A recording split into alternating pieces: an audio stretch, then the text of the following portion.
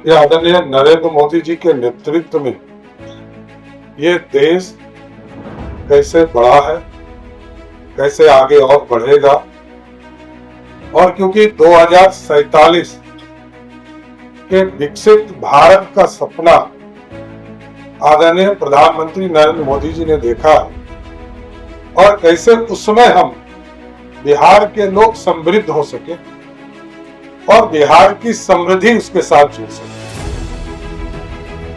आज लगभग 12 साल आदरणीय प्रधानमंत्री जी को हुए हैं साथियों, और 12 साल के इतिहास में मैं सर्वप्रथम उनको बधाई भी देता हूं कि आज इस देश के लोकतंत्र की व्यवस्था में जब से आजादी मिली और लोकतंत्र स्थापित हुआ 1952 में, तब से सबसे लंबे समय तक कोई प्रधानमंत्री के पद पर रहे हो, इसके लिए इस मंच के माध्यम से मैं देश के यशस्वी प्रधानमंत्री नरेंद्र मोदी जी को बधाई और शुभकामना देना चाहता हूं।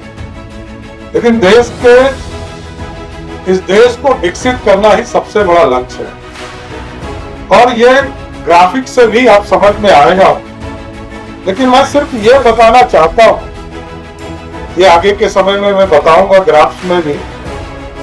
लेकिन आज भारतीय जनता पार्टी 1950 में जनसंघ के स्वरूप में आई और जनसंघ के स्वरूप से लेकर अब तक ये कमिटमेंट वाली पार्टी है जो एक बार कह के कभी पीछे नहीं हटा, गठबंधन भी नहीं बना।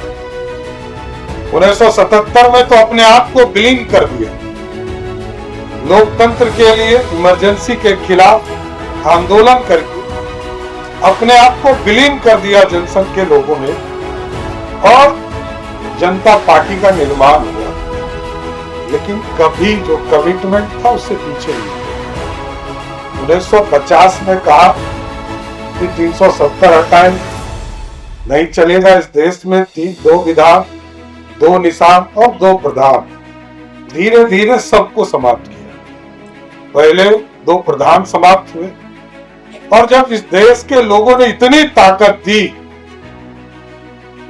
कि 370 को उखाड़कर 35A को उखाड़कर एक कचरे के ढेर में फेंक दिया, ऐसी ताकत इस देश की जनता ने दिया